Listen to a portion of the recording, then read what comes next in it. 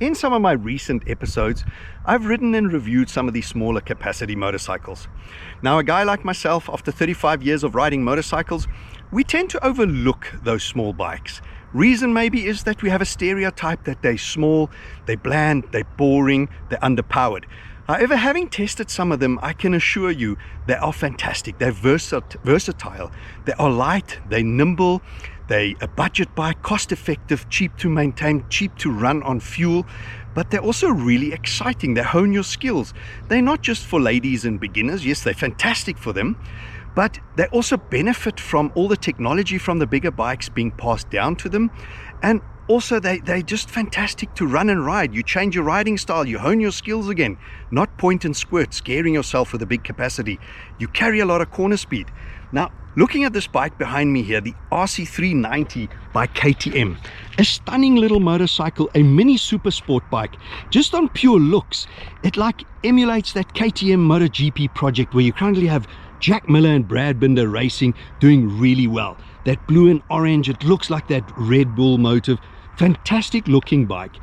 Again, cosmetically, it proves that small capacity bikes are not boring.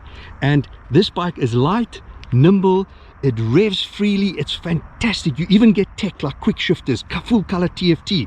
But I'm gonna go through the specs and go for a ride on this bike and share with you just how much fun a brilliant little pocket rocket like this can be.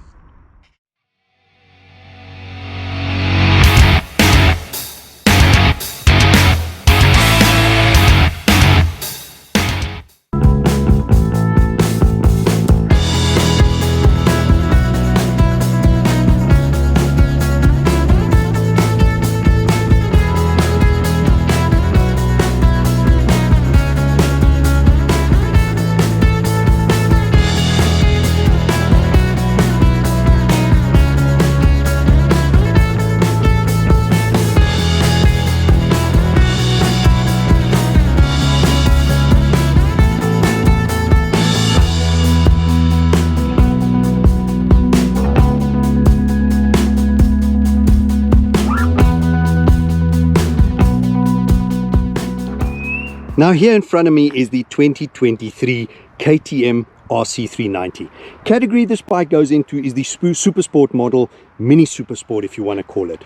It's been on the market since 2014, a couple of technical upgrades along the way, 2017-18, and in 2022 the second generation. Between 22-23, pretty unchanged. Now if you look carefully, it's definitely MotoGP and Grand Prix inspired, even the color schemes. The chassis is definitely race derived, if you want to call it, because these RC390s are currently being raced in the Super Sport 300.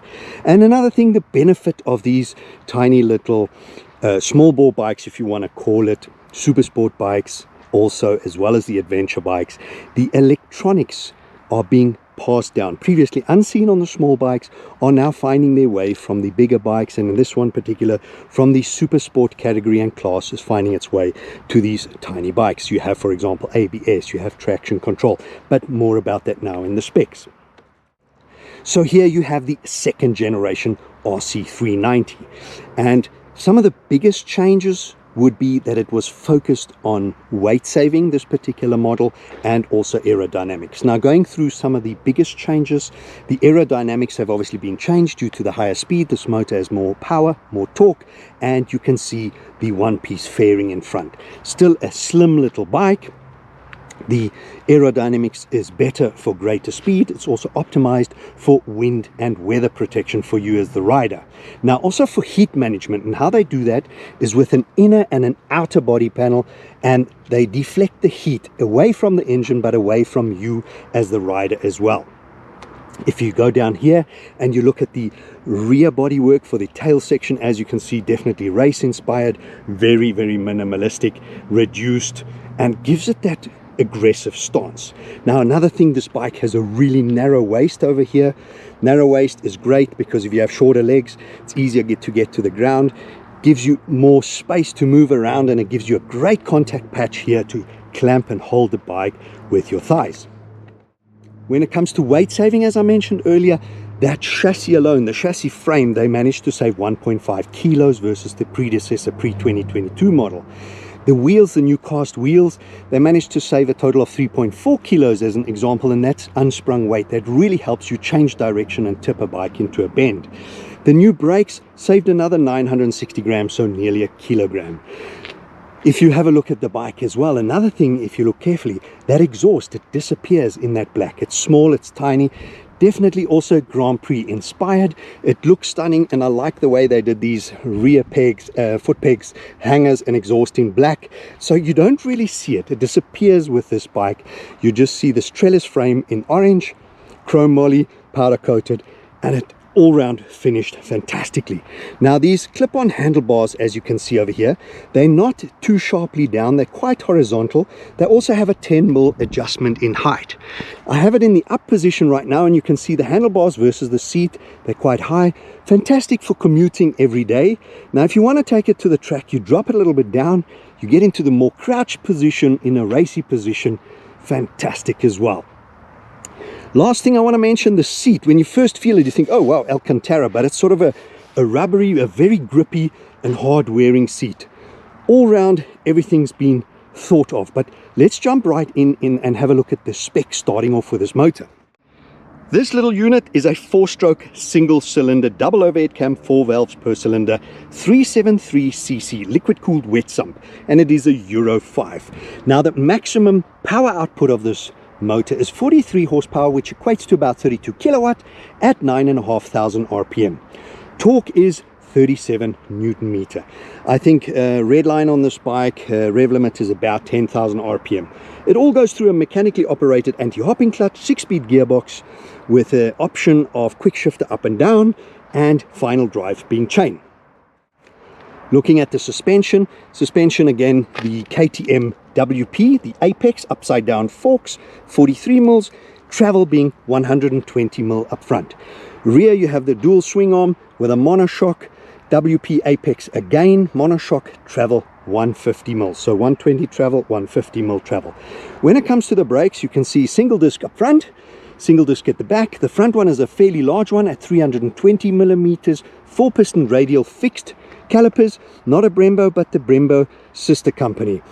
At the back, 230 mil disc, single piston floating. Front and rear on this bike has the ABS 2-channel, but really cool. I'll get into it with the tech specs about the Supermoto ABS mode. Wheels, front and rear, 17-inch, shod with a 110 and a 150, but a really cool 5-spoke alloy wheel with a slim spokes, and again, weight saving on that was 3.4 kilos, which is unsprung weight, fantastic for handling. Seat height on this bike, 824, which I'd consider fairly low. The dry weight of this bike is 155 kilos, light, really light. Fuel capacity, 13.7 liters, which is definitely over 3 kilos up on the previous generation motorcycle, the RC390 Generation 1, and one of the best in class. Quickly going through some of the electronics. Supermoto ABS, as I mentioned, which is an extra mode. You can set Supermoto ABS, and pretty much what you can do is you can lock the back wheel and still have your ABS functional in front, so you can slide the back wheel into a corner and still have ABS up front and be in complete control. Lean sensitive cornering ABS, cornering MTC, which is motorcycle traction control, so cornering traction control. As mentioned, the optional quick shifter and the full color TFT, which we'll go into now when we ride. And it also adapts to brightness and ambient light, so nothing for you to worry about. You have the LED light up front and LED daytime running light, so you are really catered for all round. Now on the suspension, the front upside down forks, also best in class. You've got 30 clicks compression adjustment on the left shock, 30 clicks rebound adjustment on the right, and the W Apex at the back has a preload adjustment and 5 clicks rebound setting as well on the rear. When you're talking color option on this bike, you have the traditional KTM orange, where you have the black graphics, and you have this dual tone blue and orange livery that mirrors the Red Bull factory KTM, as I mentioned at the beginning, where you have Brad Binder and Jack Miller currently racing that MotoGP inspired Red Bull. Some of the specs claim 0 to 60 is 2.7 seconds. As you can see, you're not going to be a moving obstacle here. 0 to 100 they claim about 6.3 seconds, but that differs. Obviously we here in Pretoria today, so we're at about 1600 meters altitude. That changes slightly, but proper little motorcycle. Let's jump on and go for that ride, and let me share with you how much fun a bike like this can be. As you can see, we're high up on the mountain, so it's going to be nice and twisty roads on the way down. But getting onto this bike, you can see swinging the leg over it. For me, 6-foot frame, you can see foot is flat on the ground, knee is very bent. Flat on the ground, knees bent. Comfortable. The bike is really narrow over here in the waist, and that means you've got good contact area on the side here.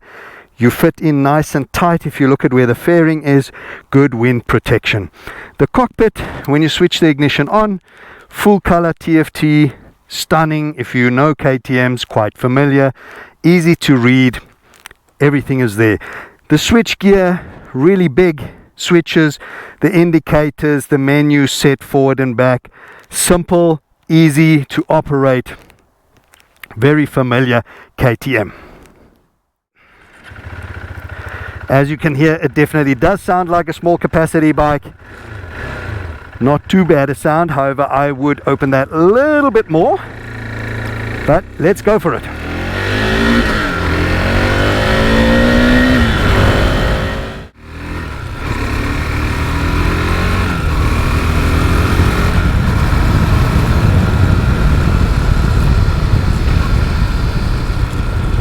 Good feel on the brakes. 2-finger braking, nice and strong brakes. There I could have changed down a gear. You cannot be lazy on these tiny bikes. Quick shifter, smooth. I have noticed on my earlier run today, you do have to be slightly higher in the RPMs. This gearbox doesn't like changing on the quick shifter when you're too low in the RPM. I would say get up to 4000 RPMs, 4 to 5, and then it works really nicely. Positive feel. You definitely have to pull it. It doesn't accidentally change into another gear. Quite a lot of travel on the gear lever to pull it up, but good feel overall. And brakes are great, handling's great, a lot of blind corners.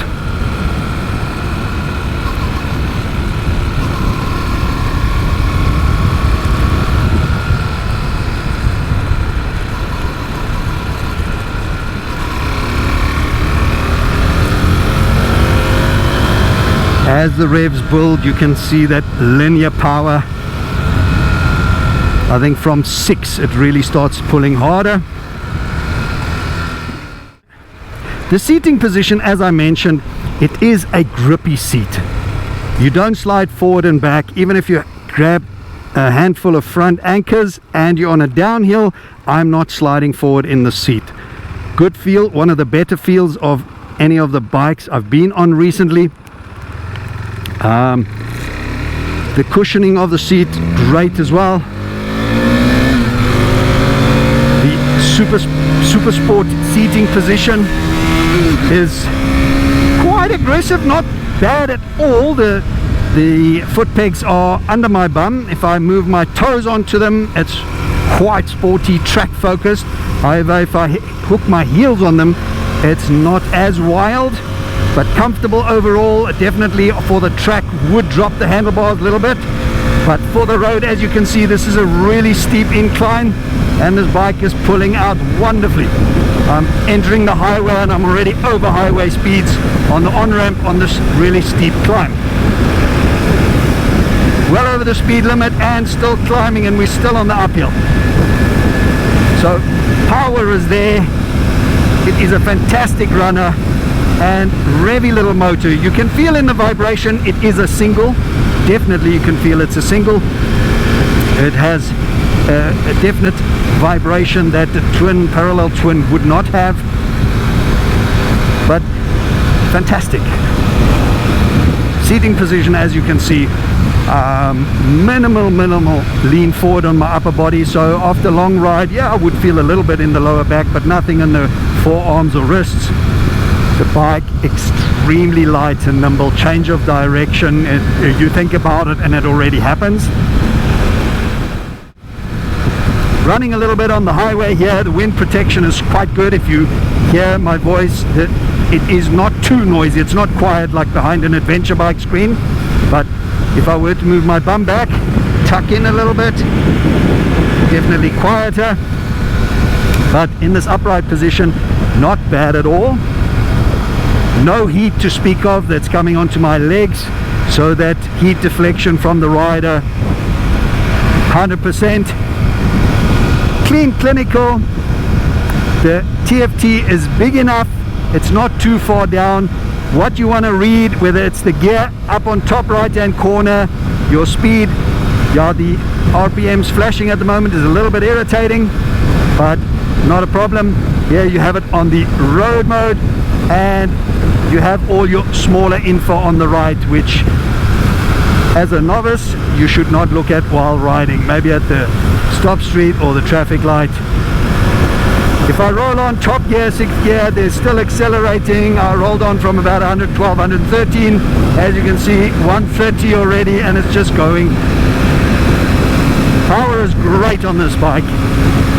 Definitely not gonna set new lap records, but lap records for this class or category of motorcycle, it could definitely do. Let's take the off ramp over here and do a little bit of traffic and back road, some speed bumps, and see how this handles.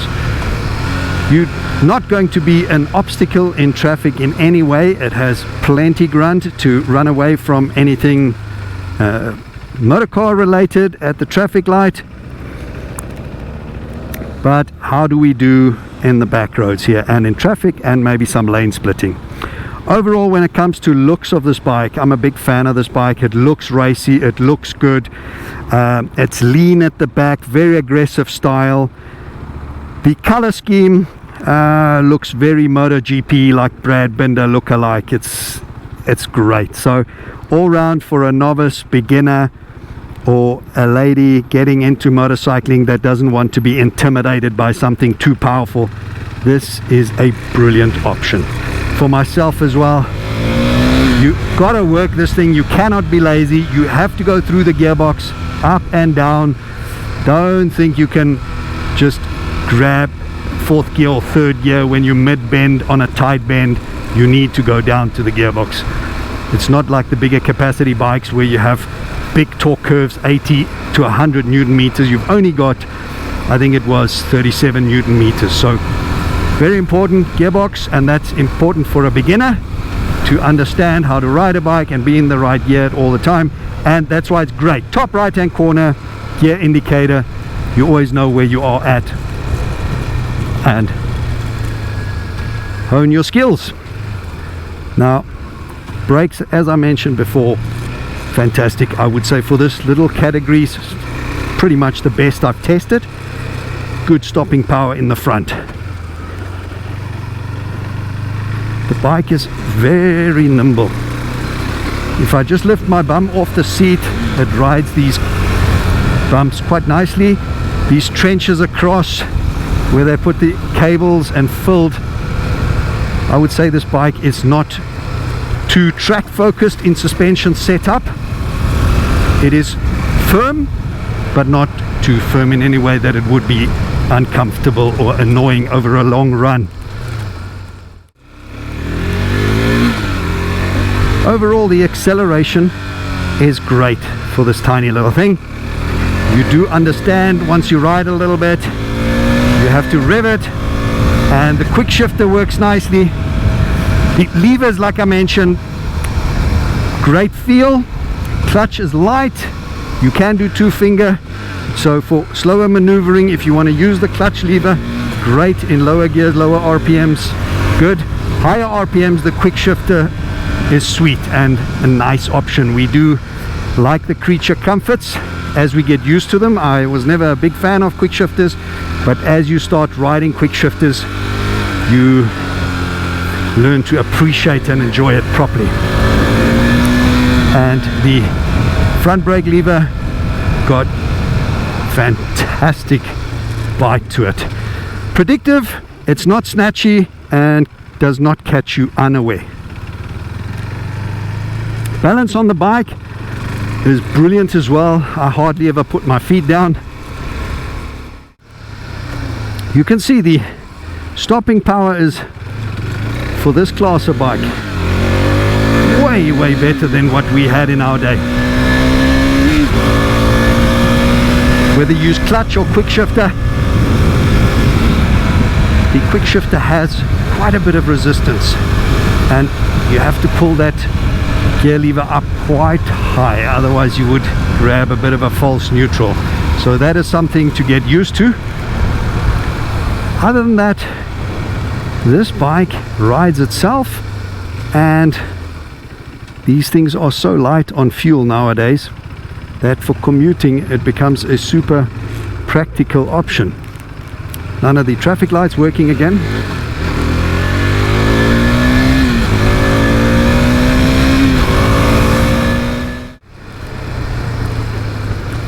Build quality is also very good on these bikes. KTM being Austrian, however, these 390s are being built in India, and I don't think KTM would allow anything substandard to carry their name badge on it. So from a build quality, I cannot fault this thing. It's very solid, nothing is sloppy or has any play in it. Even the throttle, it has very precise, predictive feel about it. As you roll on, there's no slack. You roll it on and it pulls you forward. Predictive, and if you drop a gear here and you roll on, it's got plenty power in commuting mode to pull past anyone, and it tracks true. It's not flimsy or wobbly, it's a very stable bike.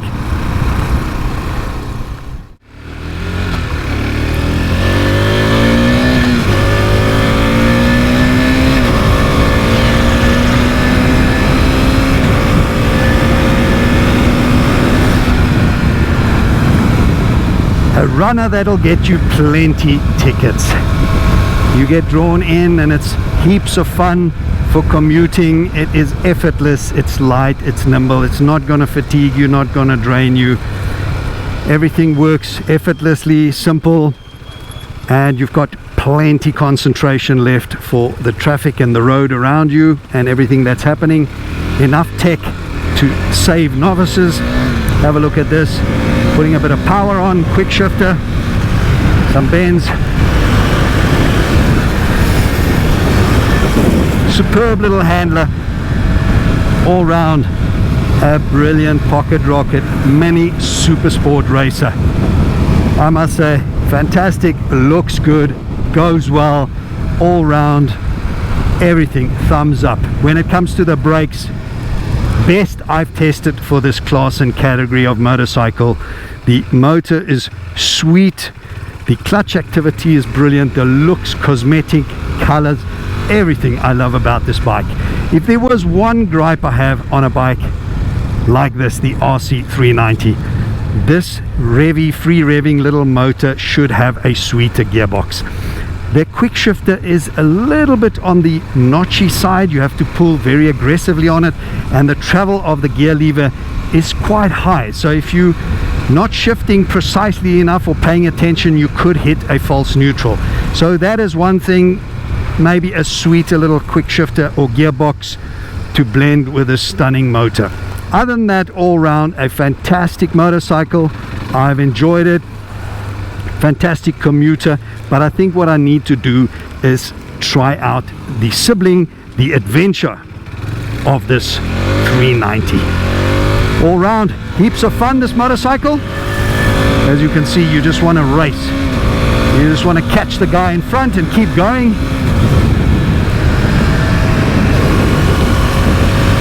I hope you guys enjoyed this little ride and review with me of this fantastic RC 390 race-inspired MotoGP look-alike. Guys, if you enjoyed this episode, please remember, hit that like button, give me a thumbs up, and most important of all, guys, please hit that subscribe button to help me build a channel And if you like, the reminder bell so you always know when I'm uploading something new.